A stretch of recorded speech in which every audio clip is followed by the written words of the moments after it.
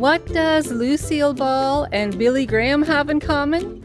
Well, Lucille Ball played a Fuller Brush girl in a film, and Billy Graham was at one time a Fuller Brush salesman to raise up money for Bible college. And today I'm at the home of, one of his homes. I'm at the home of Alfred C. Fuller, the man who started the Fuller Brush Company. And if you're all interested, please join me. I'm Michelle the Introvert, and I'm welcoming you all to come on this adventure. And here's the sign, the Yarmouth County Pelton Fuller House, Historical Society.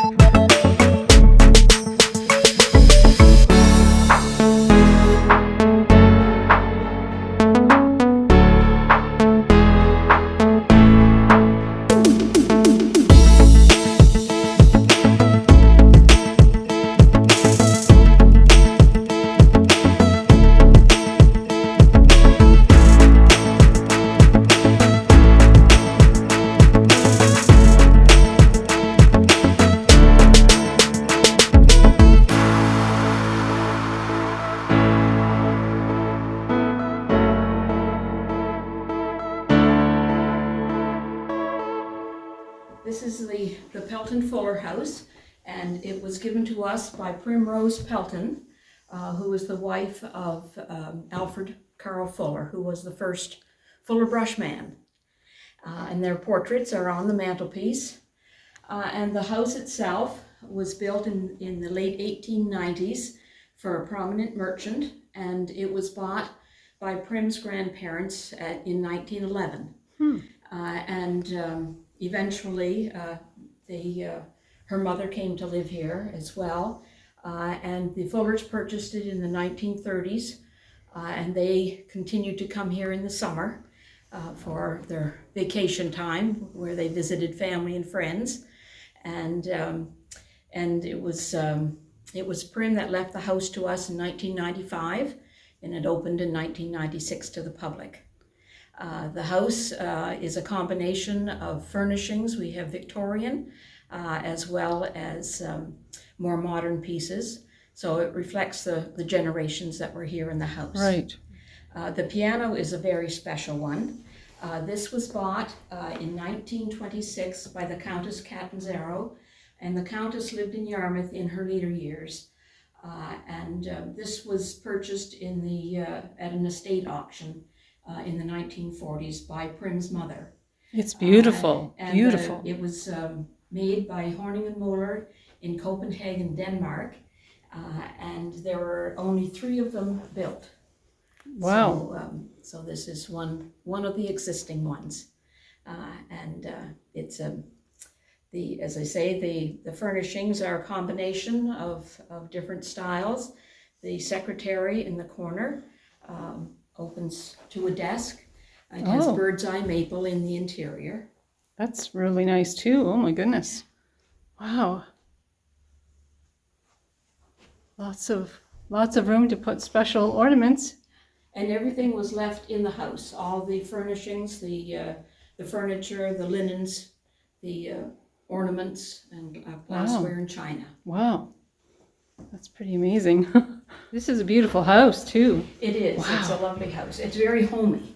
And that's what visitors say, that it feels like the Fullers could just walk in at any time. Oh, for sure. And Yeah. it's not too grand that you don't feel comfortable in it. Exactly. Wow. This is so nice. And this is a picture of Mr. and Mrs. Fuller. And the young man with them is James Cagney, the actor. Oh, wow. And that was taken in the 30s. But it was it was framed and given to Prim by a niece. And she said, surrounded by two American legends, the good guy got you. Oh, this is a beautiful dining room. And the dining room has, again, a combination of furnishings, but they all go nicely together. And the table is set for a luncheon or dinner party. And the little whatnot right here on the side wall, that was given to us by a lady or fairly recently, and it was given to her by her mother-in-law as a wedding gift. And the mother-in-law had bought it at an auction. It was a hospital fundraiser, and this little piece had been donated by the Fullers for the auction. This lady had bought it for $6. $6? And given it to her new daughter-in-law, and this daughter-in-law was now downsizing and wanted to give it back. So it came back to us. That's pretty special. It is. Yes. And this is the Butlers Pantry. I love this. This is really nice. This was the area to keep china, and we have a lot of teacups and saucers for entertaining, as well as dinnerware. And over in that little corner behind the little wall, there's glassware. Oh yes, it's kind of hidden, isn't it? It is hidden, but there's lots of storage. This is so nice. I love this house. And the housekeeper would sit here and wait to be summoned to the dining room to change the courses, to remove dishes and whatnot. Very nice. Oh, there's a nice old picture there too. And the kitchen, as you can see, has been renovated. You have to have a kitchen that works, especially when you do some entertaining. But the one thing that remains is the ice box. That was in the basement, and we had it restored. Normally, this would have been kept out in the back porch, but we have it in here for preservation. So does the ice go in the cupboards there? No, the ice would go in the top. A 100-pound block of ice went in top, and the cold air went down the side. I've never seen anything like this before. This is pretty amazing. And then your storage for your food was under here. Oh, wow. There's some marmalade in there. And this is a picture of the kitchen, what it looked like in the 1930s before the major renovations were done. The stove, the electric stove, is in roughly the same area, and the countertop and cupboards were put in where the sinks are. And we do have the original table, although there was an arborite top put on it when the countertop was done. And this little teapot is on the warming oven on that picture, and that's the most delicate thing that has survived from that time period. And it's in that picture? And it's right up on top of the warming oven. See it right up there? Oh, right at the very top. At the very top. Wow. I'm amazed it lasted this long without getting broken or anything. That for sure. Oh, there's stairs. There's stairs there. I won't go up the stairs. I'll just take a peek. Oh, so that's like, is that for the servants then? That would have been for the servants.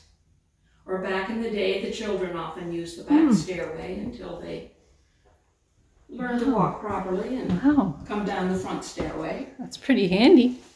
Yes. Especially... And also in the older houses, it was another means of escape in case of fire. Oh, for sure. Because the houses were large and you needed to have more than one way out. Right. This room is the pantry. This was the working pantry, and you can go right in there. Okay. Oh, look at this pantry. This was for baking, or for mixing and getting ready for baking, and also food storage as well. Beautiful. We have lots of utensils. The drawers are full of baking pans and bread pans and all kinds of extra things like that. Lots of cupboards too. Lots of cupboards, yes. Oh. And again, we have a variety of old and new. And we have coffee tins and tea caddies and lots of spices. Lots of room. Lots for of sure. room, Oh yes. boy, this is really nice. Really, really nice. So much character the older homes Yes, and people really love the pantry, and they come in and they say, oh, this reminds me of my grandmother's house or my mother's house. Right. And the back porch. There's a little Porch. step down if you Okay. go down there. There's a step right there, Josh. Right. And this goes out to the back. Okay, like the backyard, Backyard. or okay. And again, it's a variety. We have some fuller brushes hanging on the wall. Oh yes. We have more upstairs in our exhibit room. But we have a combination of garden tools and household tools. And here on the shelf, we have lots of irons. I think they saved all the irons that were ever in the house, right from the old irons that heated on the wood stove to the electric ones. And this is a fuller brush product. This is a little carpet sweeper. And, Okay. He really had a lot of imagination of He different did. brushes and he things did. for household use and things like that. And there's a chair. That's a there. chair lift. That was put in probably in the 60s or the 70s for Prim. She developed rheumatoid arthritis. Okay. So that was put in, and it's custom made for the house. It makes the Wow. curve up around the landing Wow. upstairs.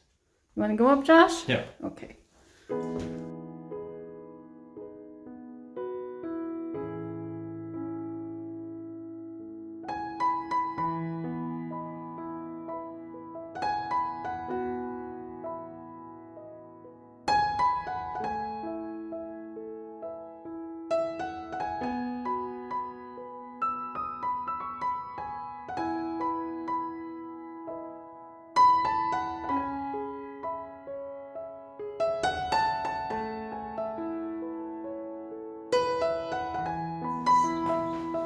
A nice bathroom. And this room was originally either a small bedroom or a sewing room, but it was made over into a bathroom at some point.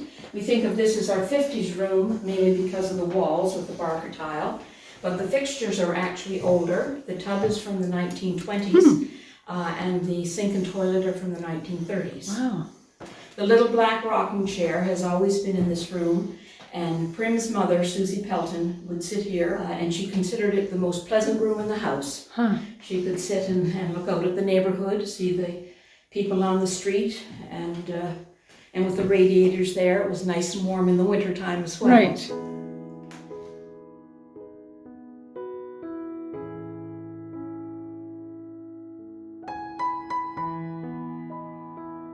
This was the room that the Fullers used, and you can go right in. And eventually, this became Mr. Fuller's bedroom, and after Prim's mother passed away, Prim went into her mother's bedroom. I love this bedroom. This is so nice. Hey, Josh. Yep. Yeah. And a closet. Looks like a closet over there. Yes. And I can open the door for you. Oh, sure. We have a couple of Mr. Fuller's coats and a hat. Oh, are those actually his coats? Those are his coats. Wow. The red one was a dress coat. He was very involved with golfing, so it was a golf association coat. That's amazing that you still have those. Well, his granddaughter donated those coats not that long ago. And so there was the connection there. Right. And these were some of the awards that Mr. Fuller was given. He founded the Junior Achievement in Connecticut. That's this award here. Oh. And the others are ones that were given from various companies or Well, he was newspapers. definitely deserving. He worked hard. Yes, he did. To help the community. This was Prim's room. Again, it was her mother's room, and it's a lovely sunny room in the afternoon when the sun comes around. A nice room to relax in and read. And again, we have old clothing in the closet. These were all things we found in the house. We found them in a drawer or in a trunk up in the attic or in a box somewhere. There are newer golf hats up on the top shelf. But again, an eclectic variety of different time periods. Right. And they're still in quite good shape. Yes. Even though some of them were in the attic at one time. And the shoes too? Yes. And over on this wall, we have a picture of Prim's, it was their wedding picture over there by the desk. They were married in 1932. It was a second marriage for him. He was 47, and a first for her. She was 28.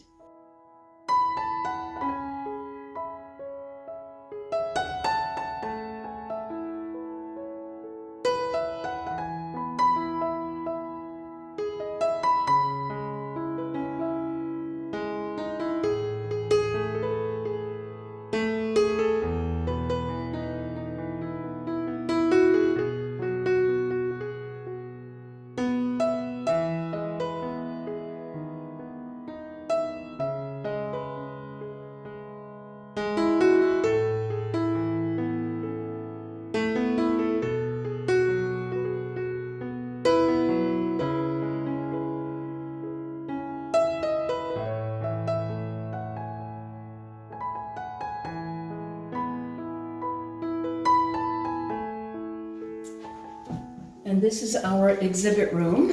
This is where we have a variety of the Fuller brushes and the pictures and plaques that relate to the company.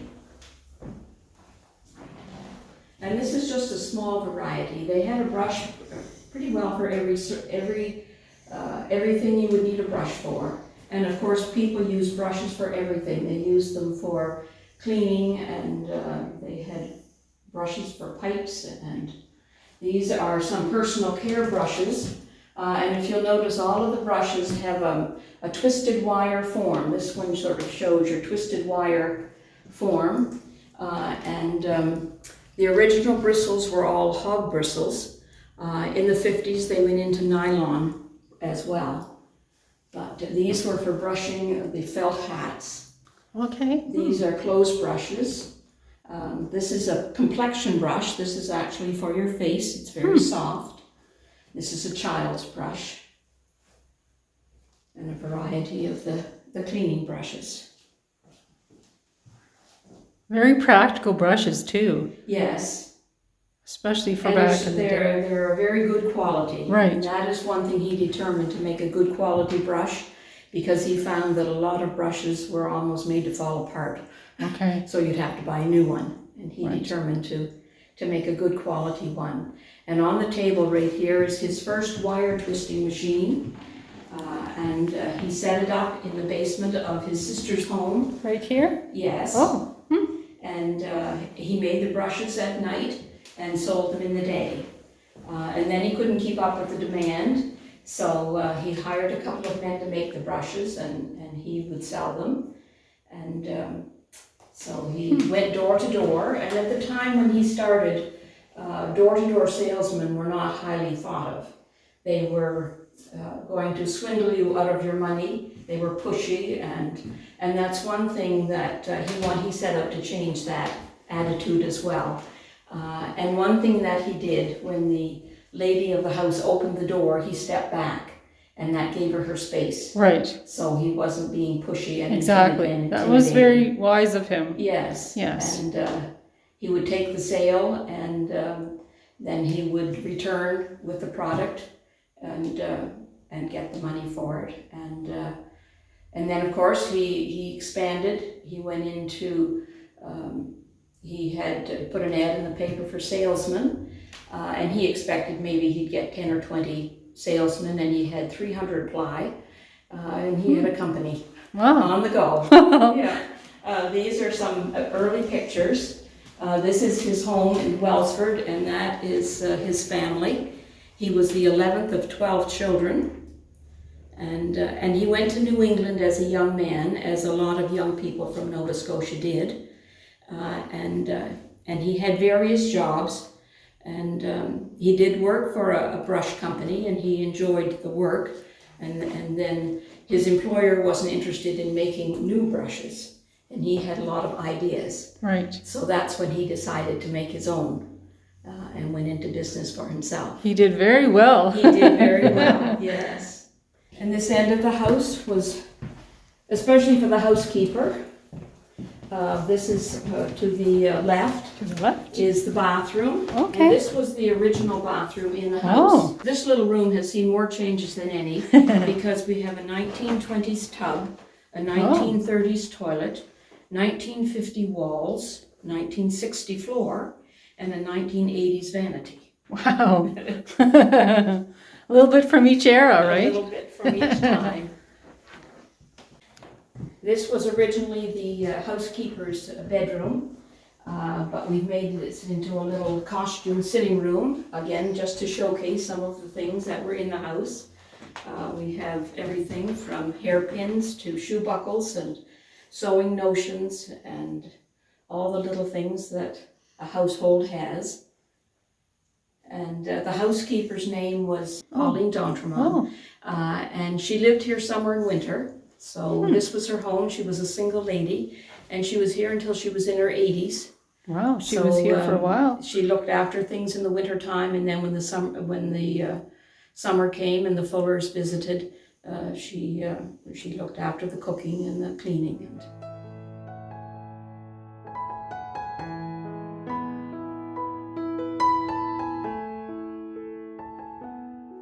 And this is a nice little room here too. This is a linen closet. This was the storage for your sheets and towels and pillowcases. We have a nice collection of baskets. And yes, lots of drawers too. Lots of drawers, lots of space for storage. In a handy spot too. Just tucked away, but it's in a tucked very away, practical. But it's using every place. Yeah, it's pretty remarkable. They made use of all of the spaces in the house. Space, yes. Want me just to close this? Like to close that. Okay, sure. And I like the old doors and doorknobs too. Yes, yes. The porcelain knobs. Some of them are wooden, a little bit different. And that's the end of our tour. Oh, well, you did such a good job. And if you'd like to go back to the to the front stairway. Yes, thank you, Susan. You did a wonderful job. Well, I enjoyed it. Yes, we sure did.